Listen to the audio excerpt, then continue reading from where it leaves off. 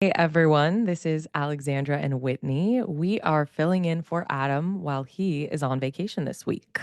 But don't worry, you're going to get just as high quality of a nightlight astrology look into the astrology of April as you always do.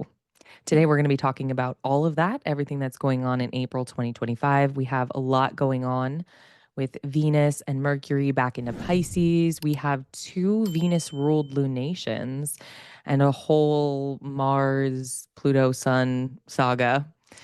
Before we get into it, remember to like and subscribe to Adam's channel. It really helps the Nightlight team, and it means that you will be notified whenever a new video that might change your entire life comes out. And be sure to check out all the latest events and classes at nightlightastrology.com. There's always something coming out over there. And with all that being said, Whitney, how has your experience of March been? Oh, girl, that is a loaded question, isn't it? It is. It is. Well, with an eclipse in Virgo, my second house, eighth house axis has just been blowing up. And so I have really been swimming in March in this sort of nebulousness that is eighth house Pisces land, right? Now, I am working through, as some of you know, how to restructure my income, but with a lot of existing commitments to other people, I am trying to figure out what it all means and how to move forward. And what I will say, the gold here is that this time has really helped me focus on what I want my life to look like and not necessarily on what other people's projections of what my life should look like. And so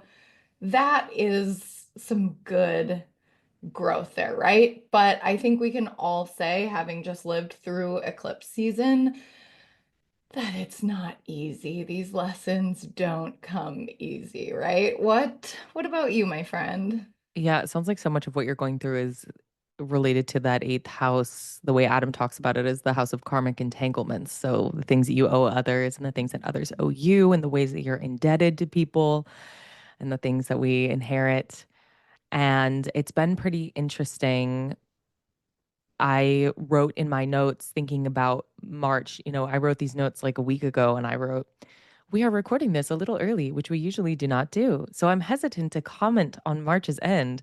And it's been only a few days since that. And I'm like, thank God I hesitated to comment because the things that have unfolded that I could not have, that nothing, no omen, no stellar omen could portend what has unfolded in my life in the past week. And we haven't even hit the Aries eclipse. My partner has an Aries stellium. I have a stellium in Leo, and I'm already seeing that lit up by trine, which is a little mind boggling because usually in transits, we only really talk about the hard aspects, conjunction, square, opposition. That trine is active right now in early Leo for me. It is activated and it is in comical ways that I'm just can't believe are unfolding.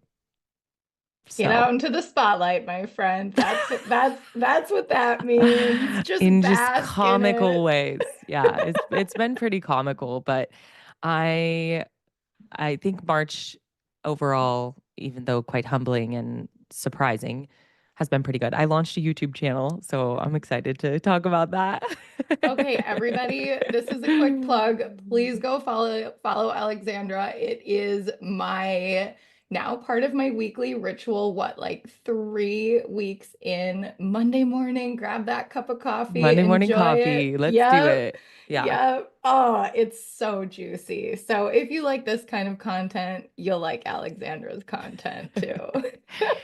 Yeah, it's been a mixed bag for me. And it sounds like it has been a mixed bag for you as well. And we're not even through that little portal yet on the other side. So I guess everybody will have to go check out Instagram for our daily play-by-plays. Exactly. Oh my Yeah. gosh. And okay, I want to move us on to our grabbed stories in a second here, but You were talking about the eighth house as the house of karmic entanglements. I know one of the ways Adam describes it as well is as a blood bank, right? It's the give and Yeah. take of other people. And I know this talk is not about the eighth house, but you know what has come up for me so much over the last few weeks when this house has been so highlighted in my life? Cloud storage. Your cloud storage is full. Your cloud storage, like on Zoom, on Google, on anything that I use cloud storage for, I've gotten these warnings. And I think it's just such a funny and appropriate Yeah. metaphor for the eighth house, right? Especially in this And day just and age. Pisces, Yeah. gaseous, vaporous, intangible, misty Pisces. I also think it's really comical the amount of like foot injuries for Pisces people in my life or people with Pisces Virgo axis. It's crazy. Well, I told Alexandra about this offline. But I got grabbed this month as well when the sun in Pisces, Pisces rules the feet, like we just Yeah. said. Pisces squared my own Mars, 16 degrees Sagittarius, and I tripped on a patch of ice walking down the sidewalk. I kind of rolled my ankle, but the injury sat in my foot, not my ankle. And now for weeks, like my foot is sore. Thankfully, it didn't swell up. I didn't even go to the doctor, but you wake up and you're like, You're like, oh, oh no, this something's sucks. wrong. Yeah, so Yeah, I have a I friend don't who know. also injured, she has planets in Pisces and broke a toe and Stop. yeah, and it's it's just reminding me of how disruptive total lunar eclipse that's visible in your region can be. We think about an eclipse and how can we see if it's going to be significant for you? And because we can't be thinking that catastrophe is coming every twice a year, you know what I mean, for a month every year.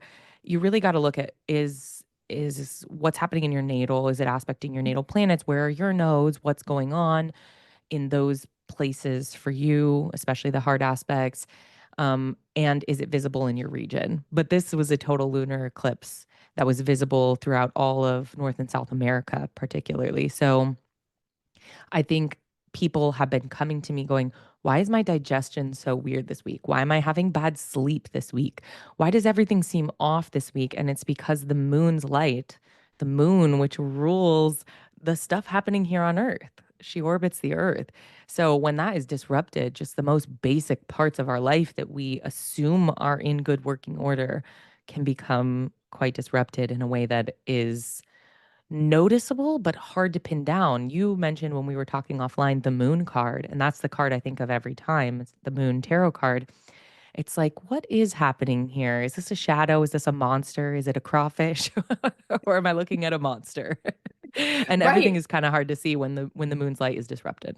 Uh-huh. I certainly feel that. Yes, and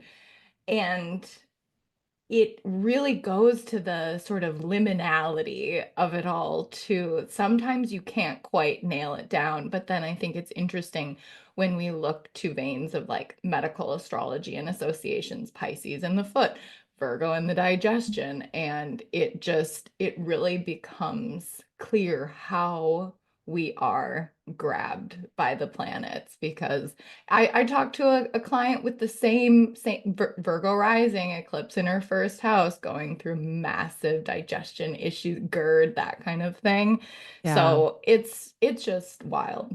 But speaking of grabbed, should we get on to our audience's stories, huh? Yes, definitely. Let's do it. Okay, let's do it. So I have two stories here for us from the Virgo eclipse, and one with Venus in Aries, specifically retrograding. So, this first one about the Virgo eclipse is a Virgo rising who is experiencing their nodal return at the same time. And they say, oh, this is very, very appropriate. I forgot this one was first. Health is definitely a big topic for me right now. In February, I started having indigestion and GERD symptoms for the first time ever. But the symptoms are ongoing, and it has sent me on a quest of Western and alternative healing methods. Stress is absolutely the cause of all of this. There is a lot going on in the world that is very difficult to digest.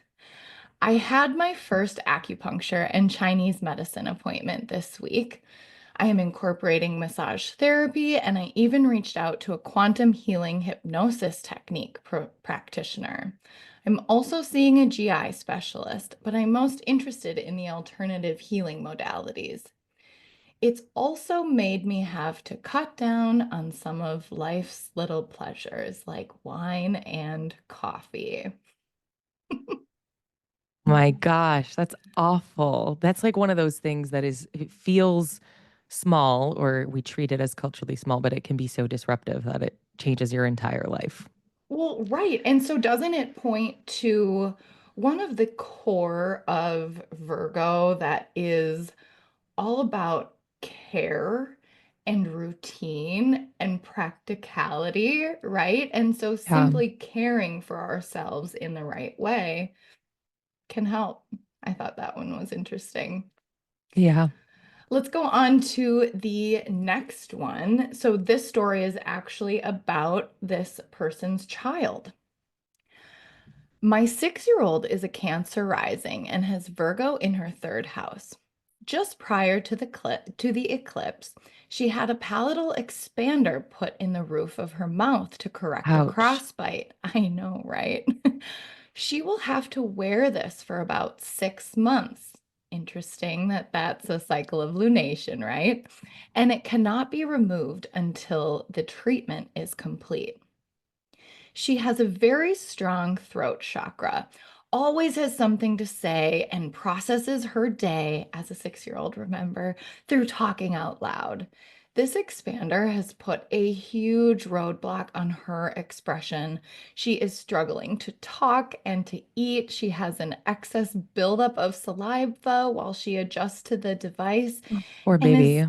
overall, right, feeling extremely self-conscious. So, this eclipse has been particularly emotional as these challenges catch up to her. This has quite literally impacted her communication and is forcing her to be constantly in adjustment of how she uses her ability to communicate and when she is comfortable doing so. Your heart goes out to that little girl.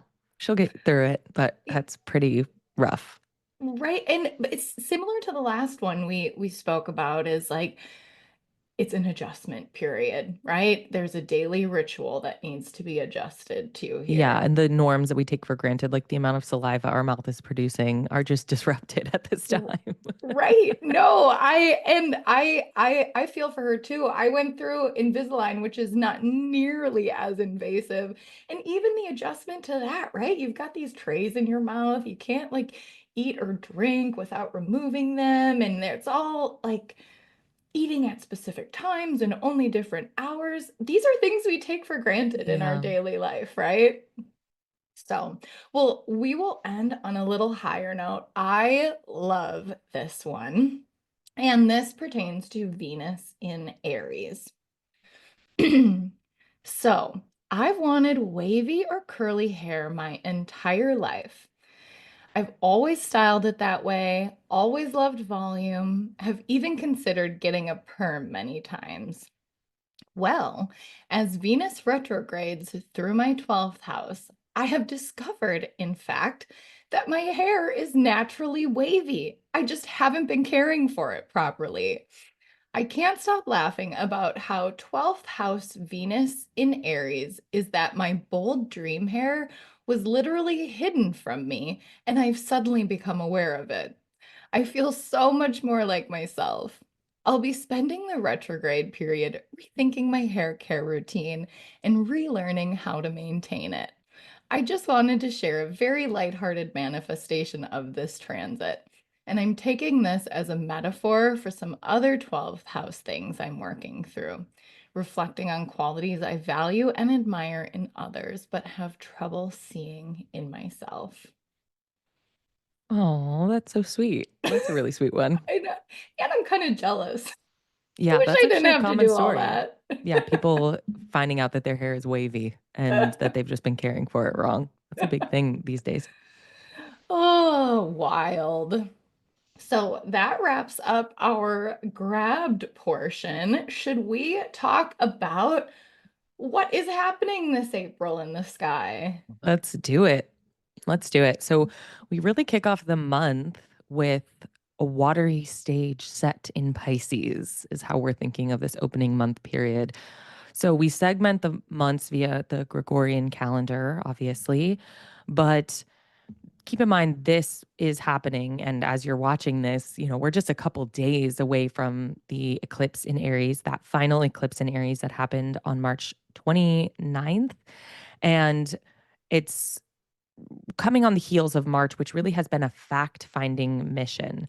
So, some information has unfolded in your life and maybe is still unfolding because those eclipse windows, maybe a decision is made on the 29th, but you hear about it and it comes down to you on 5 days later on April 4th or 3rd. Moon and Mars are embodying and integrating what we've learned from the lunar eclipse in Virgo and the solar eclipse in Mars ruled Aries. So this stage is set with a series of trines, actually. We have Venus, Mercury, and Saturn all together in Pisces, trining Mars, moving through Cancer. Some of those are tighter than others, some by degree. Mercury, it's going to take a few days to go perfect. But essentially, the beginning of the month is this trine. And we have the moon there as well in Cancer, adding something special to the mix. Some dignity for Mars, but I don't think dignity should be confused for a softening in this case Mm. of what's happening. I think actually what's happening with Venus and Saturn is kind of softening the sharpness of what's happening with the moon and Mars.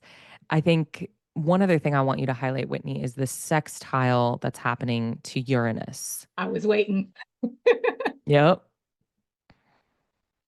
So, something fun to think about is that the moon is moody and moves in cycles.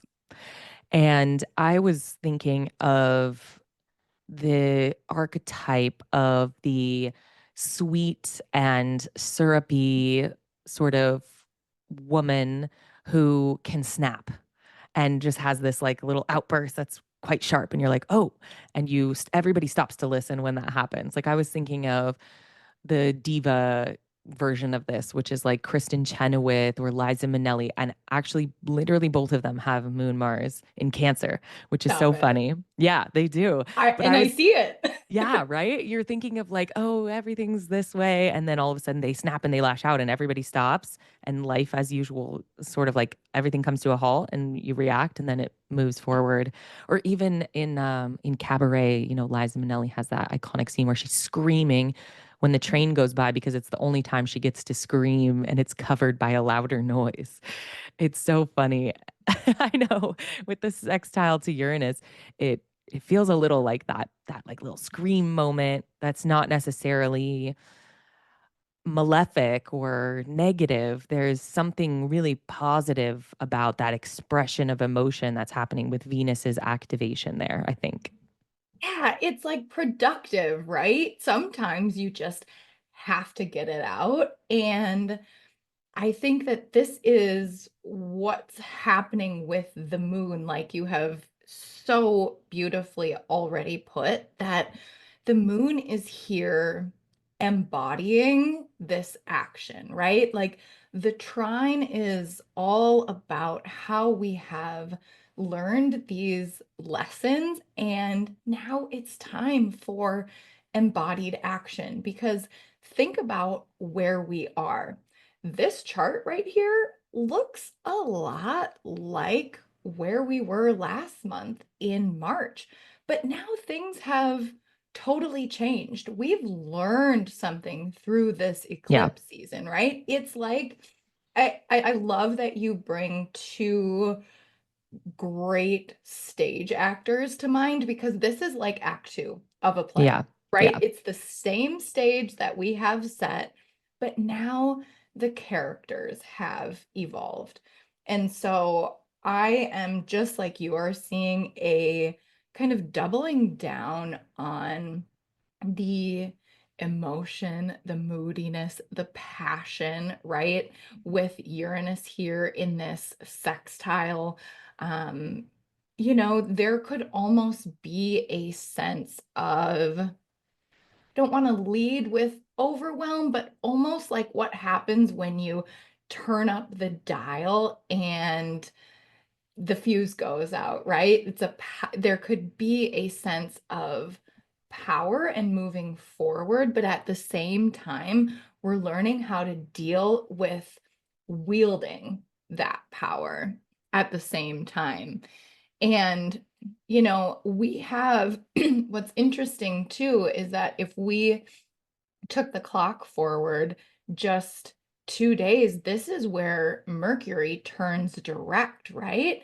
Mm-hmm. And Mercury is going to then move right into Aries. And so we're learning, we're learning how to move forward with all the knowledge we've gained. And you know what image comes to me with this? I don't know who out there grew up on Harry Potter like I did, but I'm thinking of Hermione with her time turner that she Mm-hmm. uses to go attend every single class that is offered in the whole school, but she doesn't have time for because they're all scheduled together, but she's so hungry for knowledge and she's so hungry to use this knowledge, right? That she uses this magical little device called a time turner to go back in time and attend. And this is where maybe that power outage sort of plays in, right? Because as much as we want to do everything all at once, that's not sustainable. So, how do we chunk it off in little bites to work with what we've got here? Oh, that's so beautiful. I totally feel that sense of overwhelm and the maturity piece that you mentioned, which I think is very active here. And part of that we really got into when we recorded our Saturn, Neptune, Venus talk. So definitely go check that out because that's a cycle that develops over the next year with Saturn and Venus and Neptune. But this feels like a situation where Venus is softening what's happening here with social graces. She is exalted in Pisces, so pretty strong here. And it's hard to say when something is behind the scenes making a situation nicer, doing the mental load of making something more socially acceptable, minding the etiquette, making sure that everything is just so. It's hard to see that because we just see what happens. We don't see, oh, it could have been worse.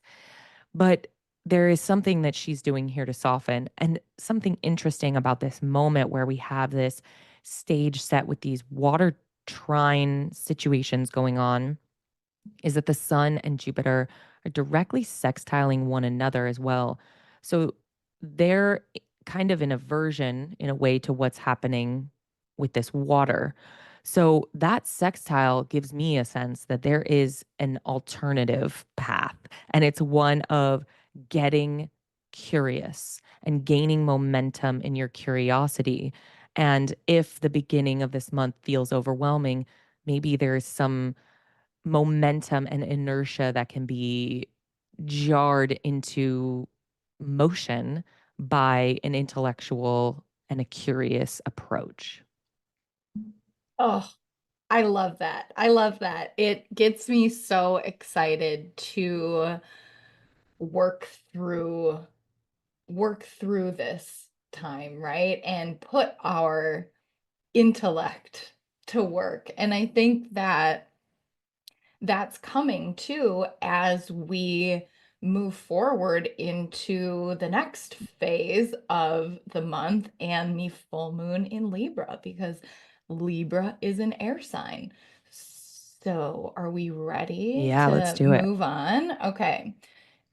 Tell me, because I'm going to switch the chart, if you can now see the full moon in Libra chart on the That's right. screen. Yep, that's what I'm looking at. Beautiful. Okay, good. So I'll draw it out for you again. We have got the sun in Aries while the moon is in Libra.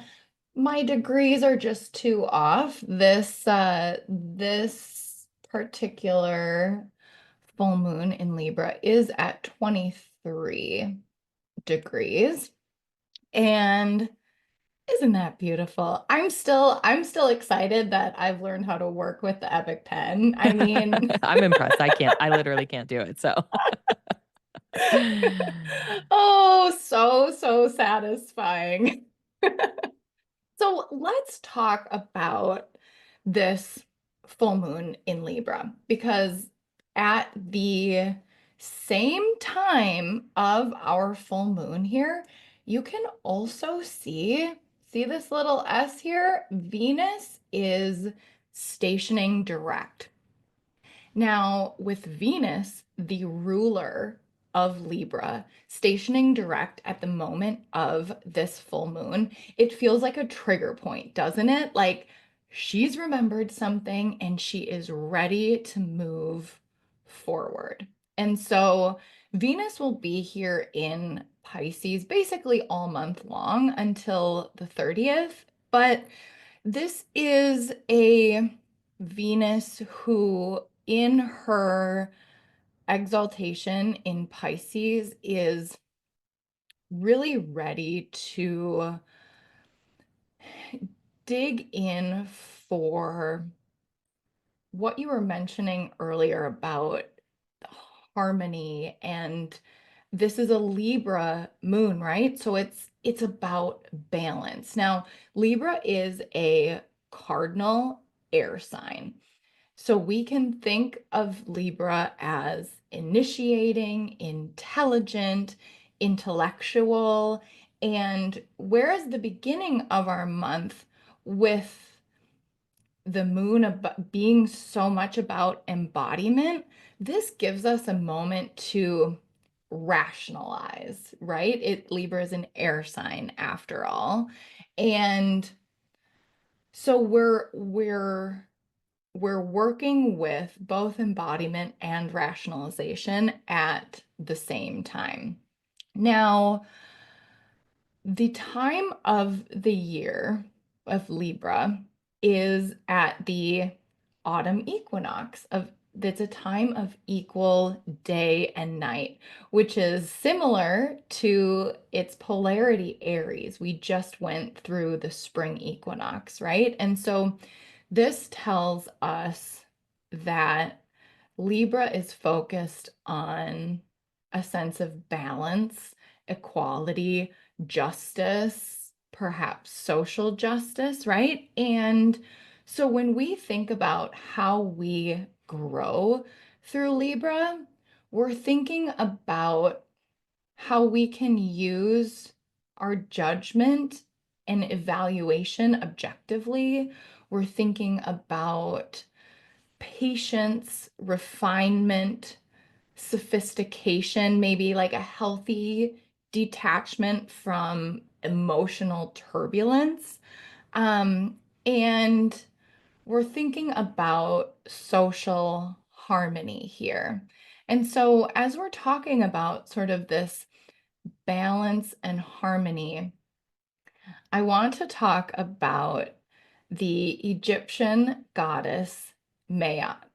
Now, more than 1,000 years before the Hellenistic period, astrology was considered the highest form of divination in ancient Egypt, okay?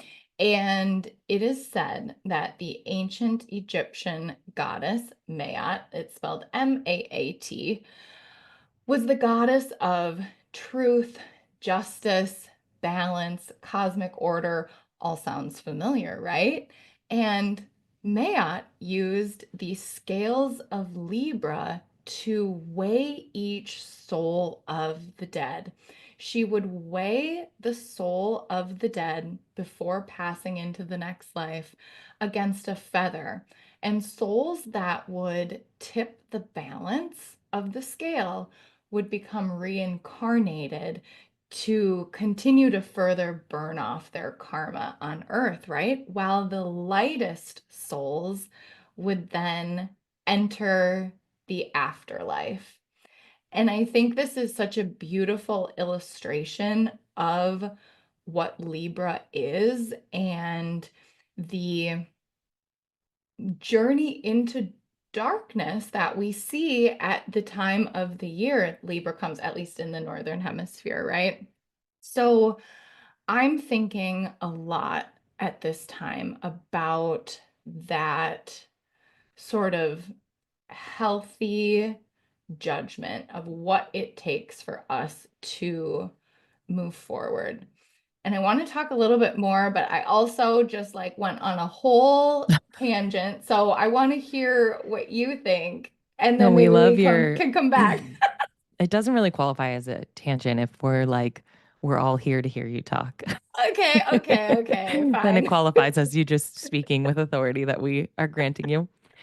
But I hear what you're saying. I'm thinking as you're saying that of the fact that Venus for this lunation is conjoining Saturn, who is the exaltation ruler of Libra as well. So, as we're thinking about judgment after death and maturity and the value of our deeds and the weight of things, Saturn feels so present in that story you're telling and quite present in what's happening here with the full moon.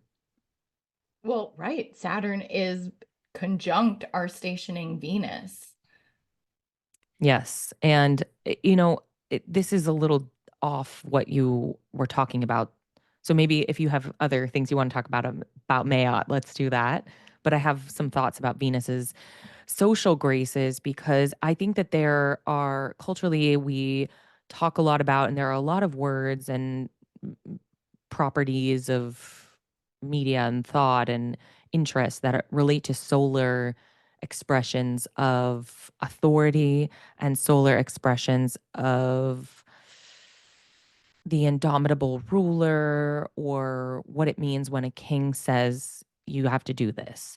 And there's another type of influence that can be had, and it's got me thinking a little bit about like court intrigue more than anything else, and sort of the power of the a more Venusian expression of influence behind the scenes. What's happening in Pisces is in aversion to what's happening with this full moon, and yet it controls what's happening with this full moon.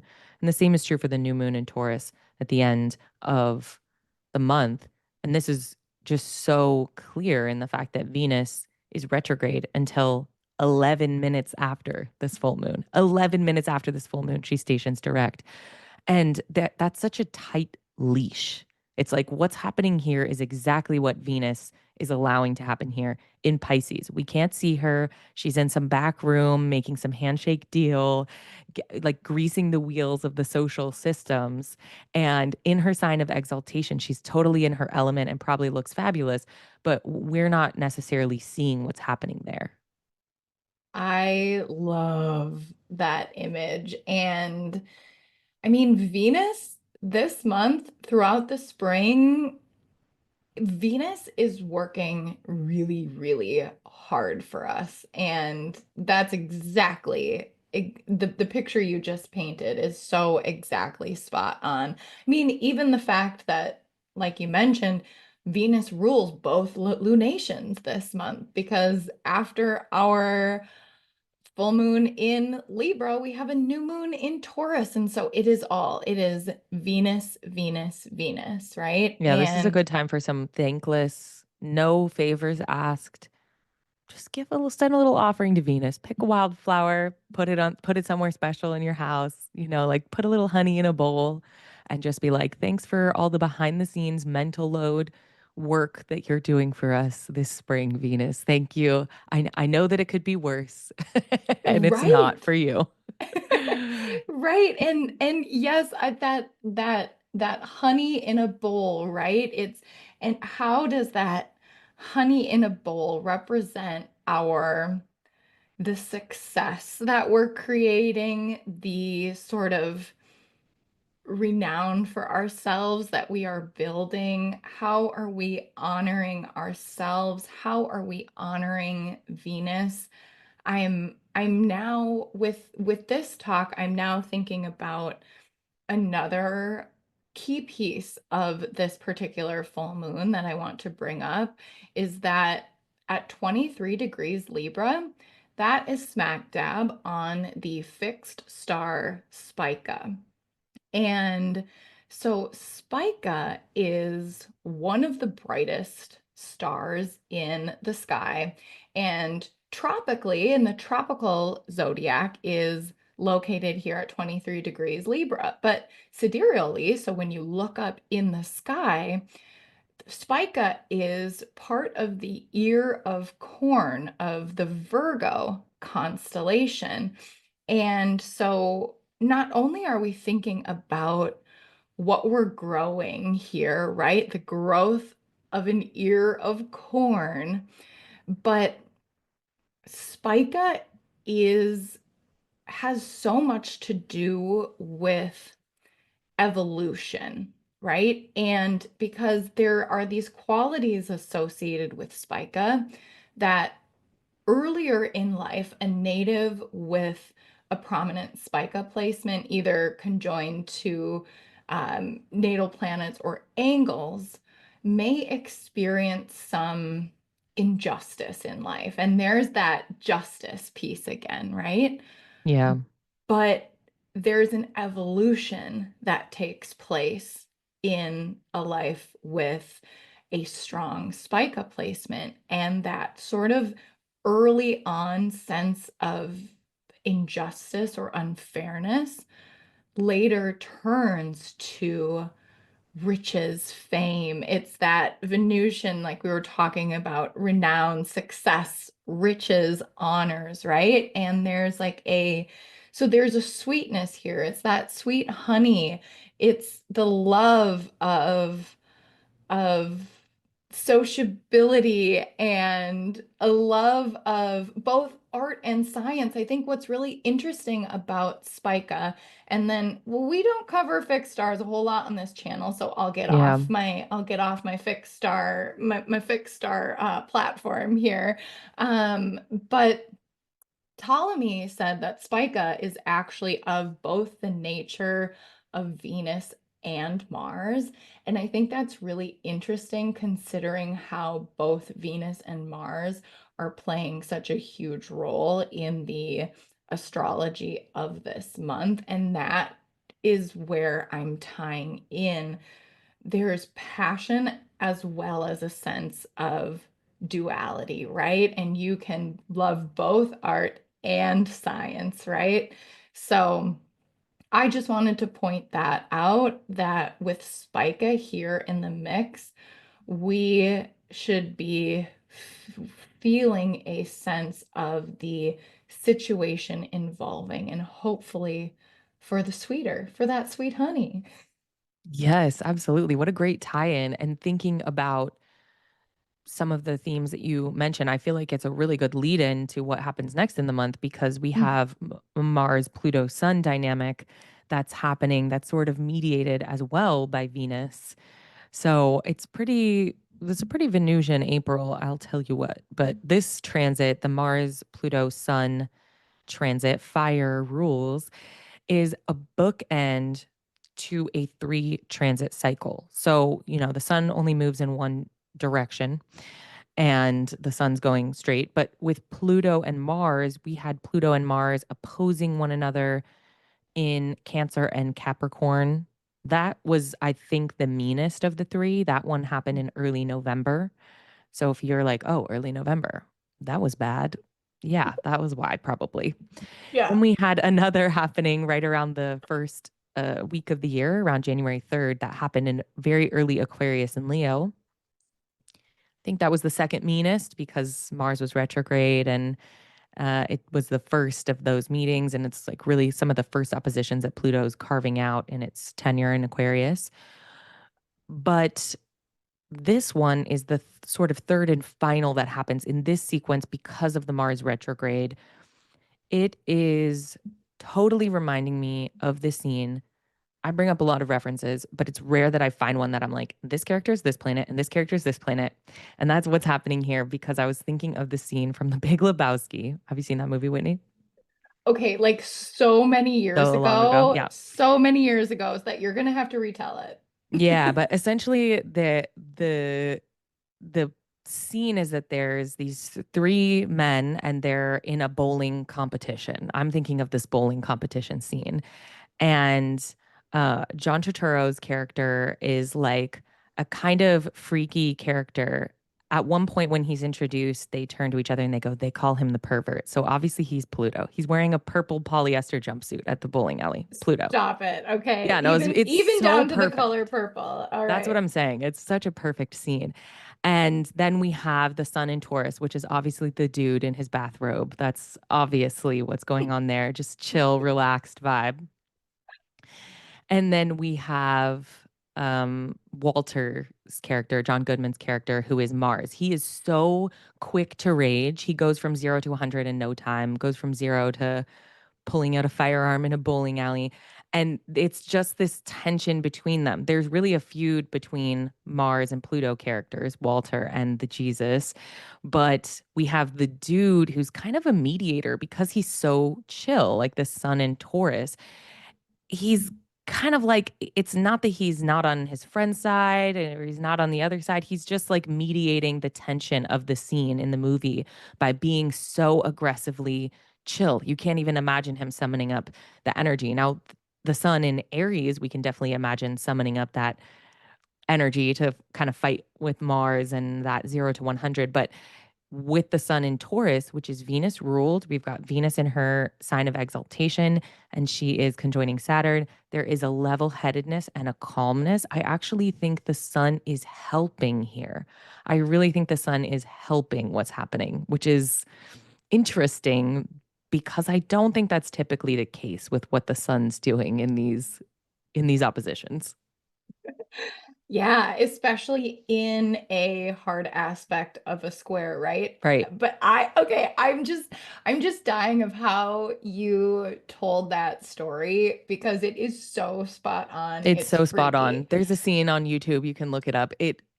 I kind of was tickling me and then I went to look at it and I was like, gosh, for once you could just literally put a subtitle that's like that's Pluto, that's Mars, that's Sun. Okay, wait. You got to go make a meme or something about it. Probably. Like that's Yeah, check my it's so Instagram. perfect. Yep. Of course, all I remember about the Big Lebowski is like the rug and peeing on a rug and there's some drama with the rug. The bathrobe and yeah. Yeah, yeah, exactly. Oh, so that is so good. And I think yes, with the sun working to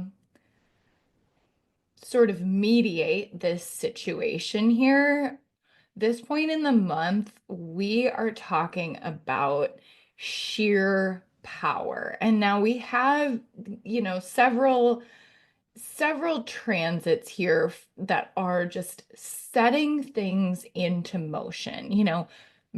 Mercury has just moved into Aries, Mars is about to move into Leo, the sun is moving into Taurus, like you said.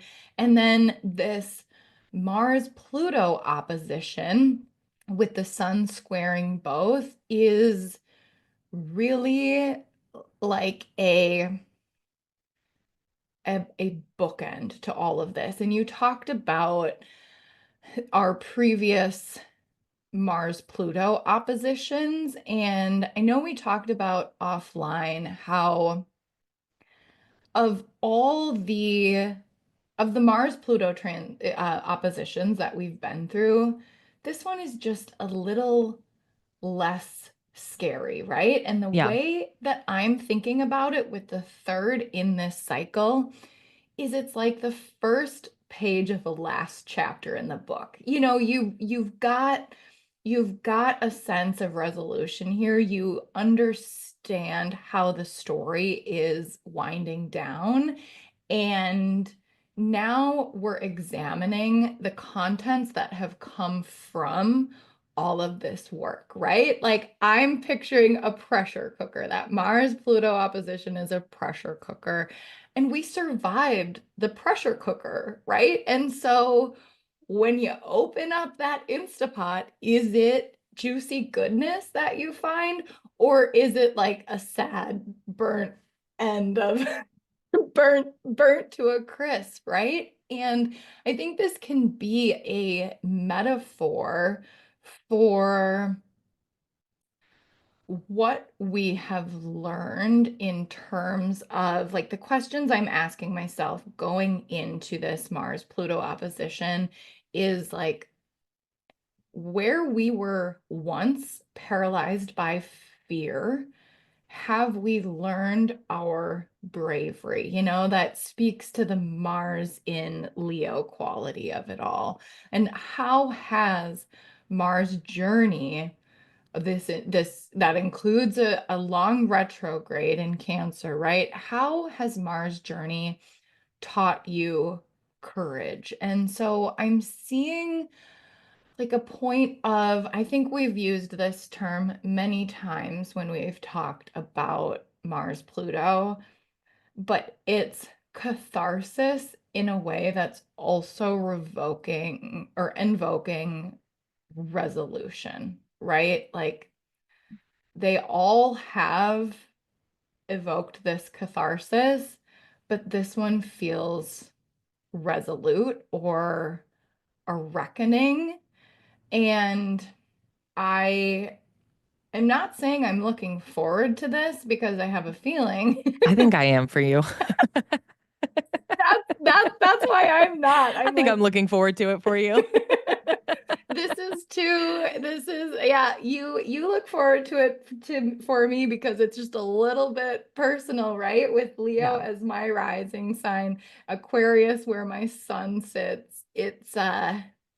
It's speaking to some big shifts, right? And I know that I've personally been dealing with this sort of internal and external power struggle, right? And so it'll be interesting to see sort of where this all lies. Yeah, I I feel you. I do think there is some resolution to this. If you just think about the three plot points that we've listed here, it really does feel like the most direct, the most forward moving. There is some resolution. Part of what is happening here on April 17th, Mars enters Leo, which it happens just after this chart that you've cast, as you could see the arrow on Mars. And that is such a flash of brilliance right there from the 17th of April to the 19th of April, which is when the sun, indicated by that arrow, goes into Taurus. That is such a time of preparation for this opposition. The opposition is perfect on the 26th of April. And that sun square happens in legs. So the sun squares Mars first, and then it squares Pluto second. Again, it's like mediating through that Venus Hmm. power, and then the opposition happens. So the sun goes over to one party and says, "Hey, calm down. It's going to be okay." And then goes over to the other and is like, "Okay, you know what you're going to do. We're all moving forward." It's really mediating.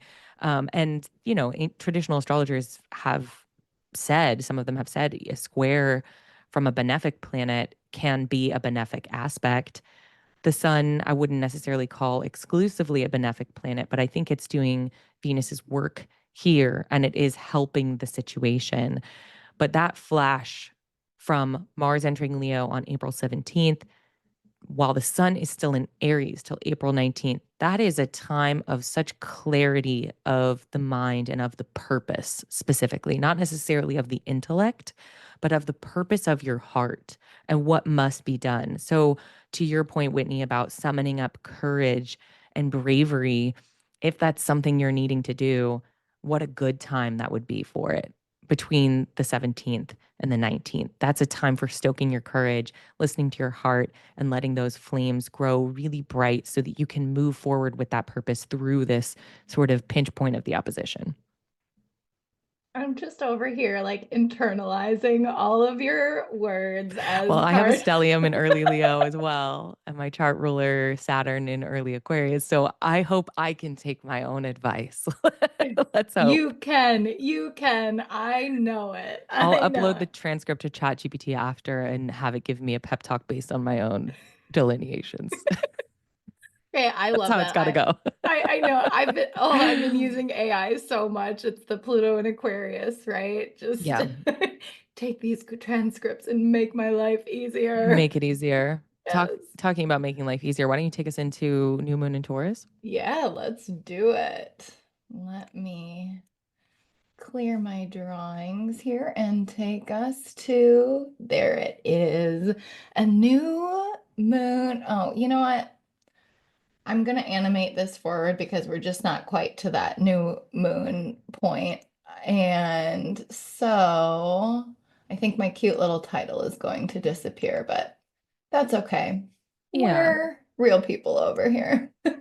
Okay, so you can see the chart for the new moon, right? No, I actually still see moon in Pisces. Oh, okay. Well, let me, But let me say something about that while you figure it out, because on the yeah, 24th of April, we have Venus conjoining Saturn at 27 degrees Pisces. This is kind of part of what's happening for the new moon because this is on the 24th of April and the new moon is on the 27th of April. But this Venus Saturn conjunction on the 24th is really special. The moon is applying to it, first of all, moon as Weaver right now. But yes, it's really special because it's happening at Venus's degree of exaltation, 27.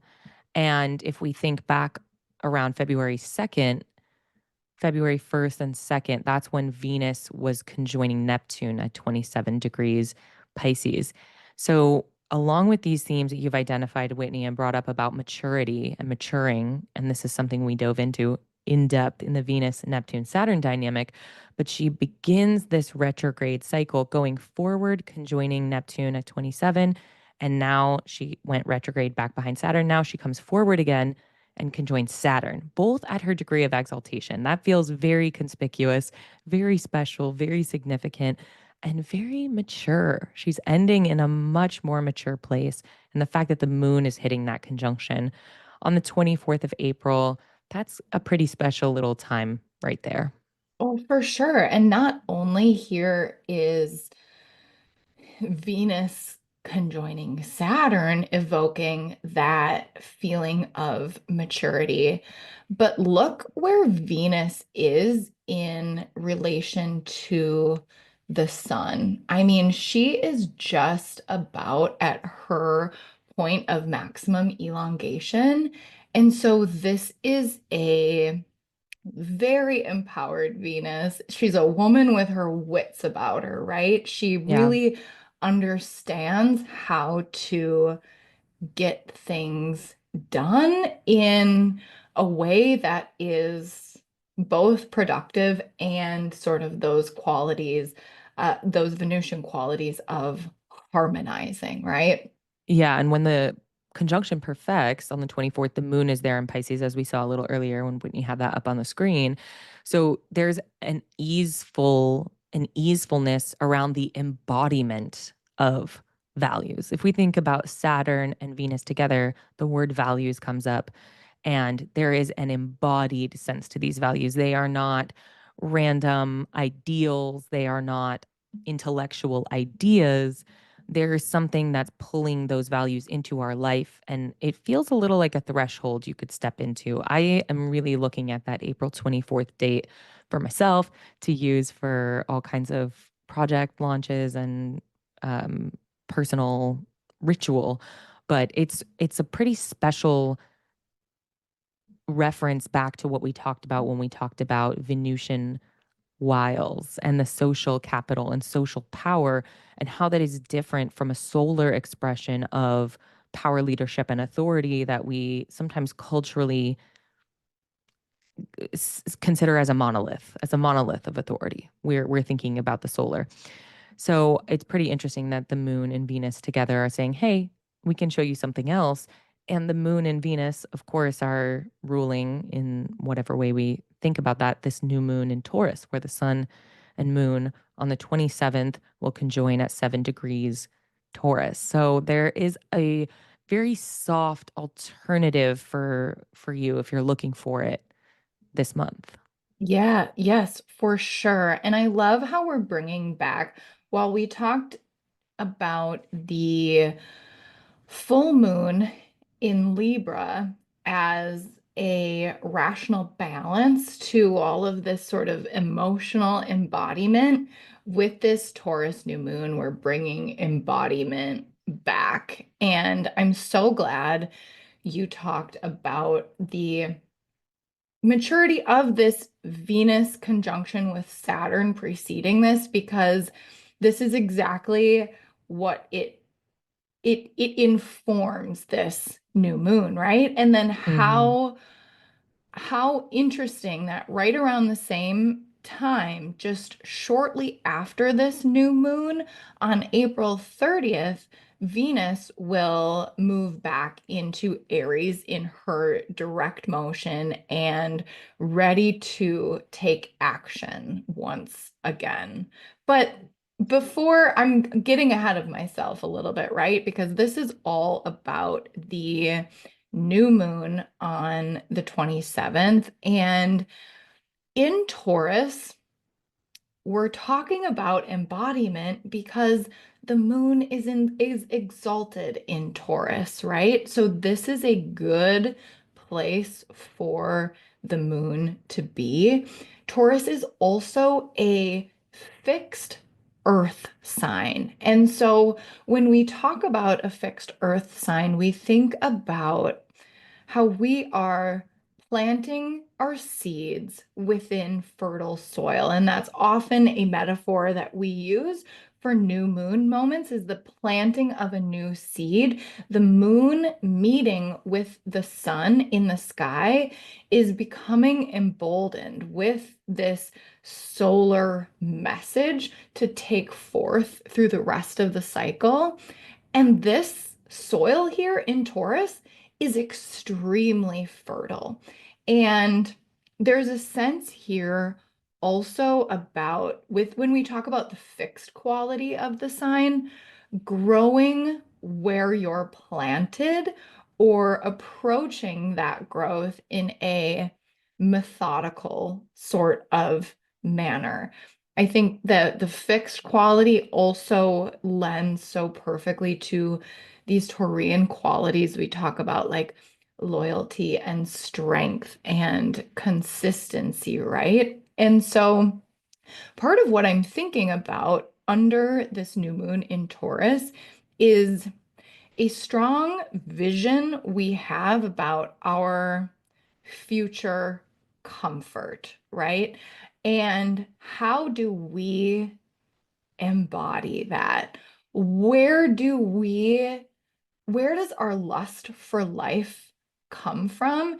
And how do we move forward with that in, think about the sign of the bull, right? In a headstrong manner, but maintaining sensuality.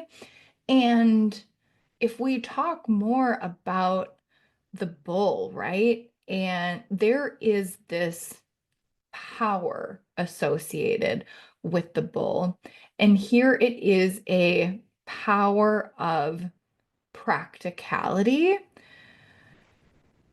But I also wonder, as we are just coming off of the Mars-Pluto opposition, and you can see here that that is still in engagement range, if a shadow of this particular feeling of power could be like the Minotaur. One of the shadows Yeah. of the bull that Adam on the channel consistently speaks to is sort of that underbelly, that shadow of the bull is the Minotaur. And so I wonder if we could see some of this represented in a sort of stubborn capacity, right? Or even a seduction of power. Like one of the myths associated with Taurus is the Greek myth of Europa, in which Zeus falls in love with this beautiful Europa, a princess, and in order to win her affection, turns into this beautiful white bull, captures the princess, and carries her across the sea into his own realm. And it's debated whether this is, consensual or not, right? But it brings this picture of sort of capturing what we desire. And so I think that amid the Mars-Pluto opposition here, we think about how we move forward with this new vision most productively and in a mode of peace and harmony and bringing ease. Because again, we're going back to that mature Venus here. So that's what I'm getting about this new moon in Taurus. Oh, I love that so much. I was thinking about there's some iconic paintings relating to that myth, Yes. whose titles I think are unfit for this program, but are beautiful and evocative and maybe worth perusing, particularly the one by Titian. It is also the stubbornness on a personal level that you're talking about, and the bull and the shadow side and the beast, as Adam talks about it, are bringing up the the machinations of what happens in March and April. So in March we have the quality of light changes. And in the United States, because of daylight savings time, we have a very embodied and lived sense of that light change. The quality of light changes literally overnight here because the quality of light changes literally overnight here. The clocks get set back and suddenly day feels so much longer. And the quality of light in terms of nature and not human invention also changes. But the earth hasn't quite unfrozen yet during Aries season. And I don't mean literally, but right now we are going through the spring process of a long, hard winter. Mars retrograde in Cancer, brutal. And we have planets retrograde that are coming out of it. It's like spring is actually happening in Taurus season for us this year. And Venus is doing a lot of the work, like a magic fairy godmother going around waving her wand and being like, there's some sprouts in the ground. There's some beautiful family interactions after we've had some pretty inflamed Mars and Cancer with our relations. Here's some other nice things. Here's a sweet treat on a Friday for you. There's just this beautiful defrosting of the earth.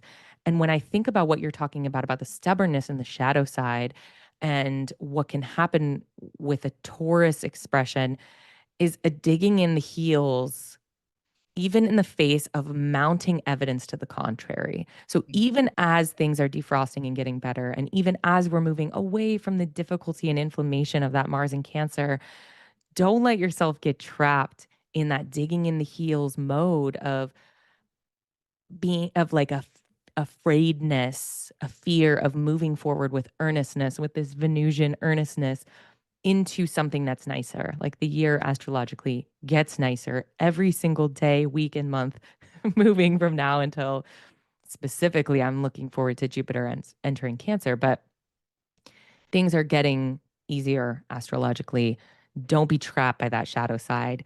Don't become the Minotaur beast. Don't dig in those heels. The earth is defrosting this month, and there are a lot of really beautiful places to find that softness if you're looking for it. And the new moon in Taurus, I mean, it's a very special place for that if you are using that intentionally. Girl, that was so beautiful. Drop the mic. I've got nothing to add. Does that bring us to the end of the month there? Have we wrapped I things up in a neat Venusian bow? I think we did. That was great. I'll stop sharing the screen here so we can Bring it home. Yeah. Well, you can find me on my new YouTube channel on this very platform. It's at the number 9 Lives Astrology. I'm sure I will comment in the comments of this video so you can find it there or look for it. I'm also 9 Lives Astrology on Instagram, and my website is 9livesastrology.com. I have another round of my planetary transit tracking workshop. Because the first one sold out, I added some sessions and you can book with me. I'm currently booking for like early mid May at this point. Whitney, where can everybody find you? Well, come find me on Instagram at astro.arcana.astrology. I would love to have you over there as an addition to my flourishing little community we've got Whitney growing. Tribe. Yeah. And you can book a reading with me at astroarcana.com. And with that, don't forget that you can find more about Adam and all of Nightlight Astrology's great offerings on nightlightastrology.com. There are several things you may want to check out there from New Year One courses, I believe, are beginning this spring, to a great talk on the Saturn Neptune conjunction. There's so much to dig into. So go It over to says Nightlight something about what Astrology. a prolific and skilled teacher Adam is, that on this podcast, we're recording on his channel because he's on vacation. I think his name was mentioned more than we even said the word Venus. So he has a really awesome legacy and collection of things that you can check out as his website. Well, and thank God, because it certainly informed my education. It's one of the reasons I'm sitting here, right? Well, I guess we're both sitting here because of Yeah, Adam. So most definitely. thanks to Nightlight Astrology. Yeah. All right, everybody. Have a great month of April. We'll see you next month. Bye. Bye.